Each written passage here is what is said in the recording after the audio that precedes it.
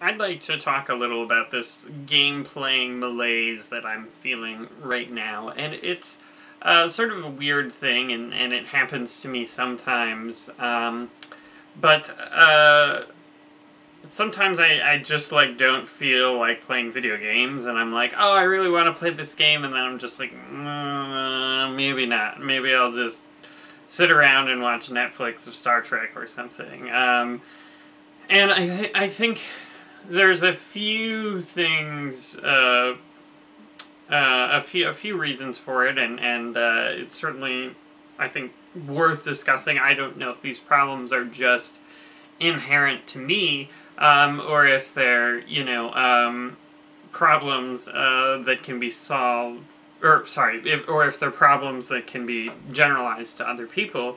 And if they can be generalized to other people, then I think it's interesting thinking about how to structure a game that doesn't suffer from this problem. So one of the first things is that I feel like I need to put down several hours, or at least an hour, to play a game, and I'm not sure that I'm willing to do so. And so, like, for example, The Evil Within, I think I'm like 2/3 done with the game, and it's not like super great. I haven't finished it, so I haven't done a developer diary, but I want to finish it, and there's definitely some things that make me want to keep going, but whenever I think about playing it, I'm like, oh, I gotta get to the checkpoints, or the save points, and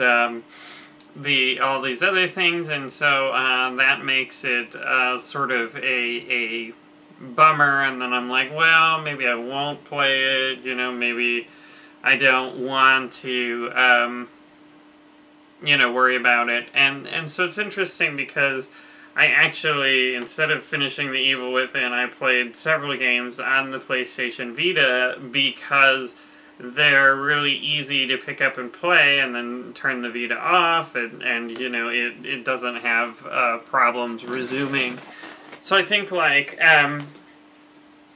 even for console games or PC games or whatever, it'd be nice if things were structured a bit more in that vein, where you don't feel like you have to put a huge amount of time into a game during one session. So I think frequent saving is always a good thing, where you don't feel like, oh, I have to rush to the next checkpoint or save resume anywhere, which can be challenging to do, and certainly we decided against that for Neverending Nightmares because of the worry of potential bugs, but instead we save very frequently at the start of every room. So if you quit, you lose, a maximum of like 15 seconds of progress, with Neverending Nightmares. Which also is great. There's maybe a few stability issues, mostly relating to some old Intel graphics drivers, but then if the game crashes on you, you don't lose very much progress, which is great for everyone. People won't hate the game as much, and we feel less pressure in terms of, trying to work around the driver bugs, if that is even possible. So, certainly I think creating games that have that sort of way to start and stop conveniently is a good thing, and it's funny because if you look at like, even it'd be great if like consoles or things would be able to boot up faster and get you in the game faster, and certainly Xbox One has a like quick resume where it can essentially put the game to sleep, and PlayStation has promised to deliver it, but at least for me, I have issues with the Xbox One resume because for whatever reason, like the Connect auto sign-in or whatever doesn't register me immediately. And then it thinks that I've signed out of the profile, and then it quits me out of the game because the game, like, sort of runs in the background before you resume it or something. I don't know, but it's annoying, and I didn't really realize. I don't know, maybe if you unplug the Connect or turn off the Connect auto sign-in or something, you can work around that. But it'd be nice if it just worked, which is a nice thing about Vita. But even then, there's sometimes, if a game is like stressful or frustrating or just stops being fun, you hit sort of a rough patch, then it's tough to want to resume and keep playing the game. So I think right now my PlayStation Vita is charging, and it's running a session of Silent Hill Book of Memories, and I'm fighting this boss, which I feel like I'd been fighting him for 10 minutes, and they have weapon damage, and all my weapons are gone, and I'm just meleeing him with my fist, and I've only done a third of the required damage, and then he's doing these harder attacks, and it's just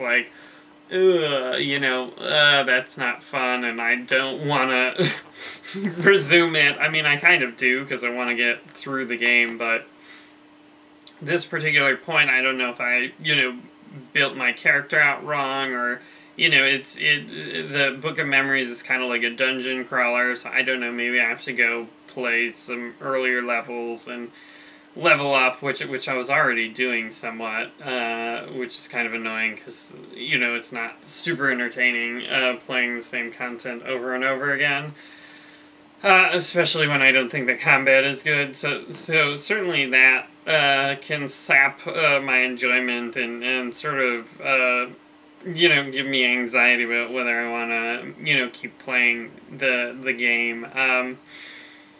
So, I mean, it's obviously that is something you should avoid in general, frustrations, difficulty spikes, and, in general not being super entertaining, super gripping. I mean, certainly I had some frustrating points in Gravity Rush, and I think I almost quit once, but I pretty much, kept coming back to Gravity Rush, because it was really, really cool and interesting, whereas, with The Evil Within and, Silent Hill Book of Memories, I haven't really been drawn to completing it. And I think, in general, and again, maybe this is just a me thing, but, I definitely feel some anxiety when thinking about playing the game, and I'm like, I just want to relax. And so that's an interesting thing to think about, and certainly if you look at Neverending Nightmares, it's a very tense game, and I think if people played it too relaxed, that means that we would be doing our jobs wrong, and perhaps my desire to play relaxing games. Work has been stressful lately, so and I don't think any of the games I'm playing at the moment are particularly relaxing. I think I'm in a couple different games at the moment, but none of them are particularly relaxing, so I don't really want to keep playing them, and I don't really want to start a new game because I'm playing 5 games at once at this point. I don't know if I'm going to come back to all of them. Well, let's see. I was playing Fatal Frame 3, but that one was sort of repetitive and dragging on. I loved Fatal Frame 1 and 2, but Fatal Frame 3 is just not doing it for me, mostly due to the length. Let's see. Obviously, The Evil Within, I mentioned it. Silent Hill Book of Memories, talked about that. I also started playing Sunset Overdrive a little bit, and I wasn't super duper impressed with the first half an hour. But, you know, Joe said it gets, like, way better after the first half an hour, but it's kind of difficult because I'm not, like, super motivated to play it. And then I was also playing Touch My Katamari, which I thought would be a nice relaxing break from the other games I was playing. But the difficulty, pretty early in the game, I hit like a wall in the difficulty, and I don't know. As much as I love Katamari, and I do love Katamari, I haven't finished any of the games, and I'm not very good at it. So that's a little frustrating. You know, maybe I won't continue with that game if I'm just totally stuck. Which is a pity, especially because that might be relaxing. But then, let's see. So, I actually pre-ordered, or not pre-ordered, it was back-ordered, Captain Toad Treasure Tracker? I don't know. I pre-ordered the Captain Toad, or back-ordered the Captain Toad thing, because I had some Amazon credit from Christmas, and you know, as I've discussed, I've been thinking more about puzzle games, so I thought that might be a good one to play, and you know, maybe a little more relaxing, because at least, you know, what I played at E3 was really easy, and I thought the Captain Toad levels in Super Mario 3D World were also really easy, so definitely, you know, I think I also have the Talos Principle, but I haven't actually tried it, because I've heard, like, you really have to think, and so that's not relaxing, but, you know, maybe it'll be easy puzzles in Captain Toad. And then the other advantage is that the Wii U is kind of nice, because my wife can be watching Gilmore Girls or whatever on the TV, and I can play on the little screen, which seemed like a silly feature at the time, but you know, lately, I can see where it you know, comes in handy, you know, if my wife, you know, wants to watch, TV or whatever. So anyway, I guess that got a little, maybe a little rambling about my personal gaming situation, but I think it's interesting to look at, you know, how can we solve these problems, and certainly if you're trying to create a stressful game, you can't get rid of the stress. But I think, you know, getting rid of frustrations and any sort of barriers to get in and out of the game, because I think, you know, let's face it, people's schedules are really busy, and people have, you know, other commitments.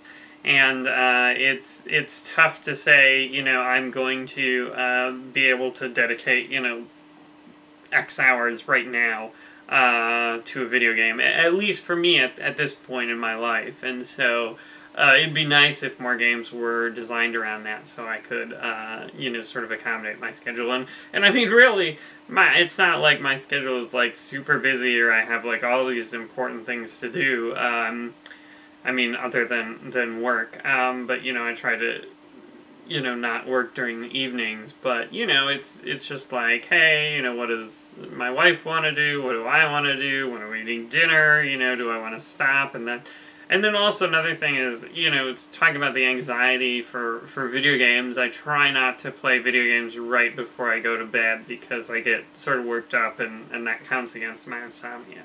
So anyway, I don't know, maybe these are problems that are totally specific to me, and, you know, this malaise doesn't exist for anyone else, but I figured it'd be worth discussing, and you know, maybe these problems are more common than just for me. Anyway, thanks for watching.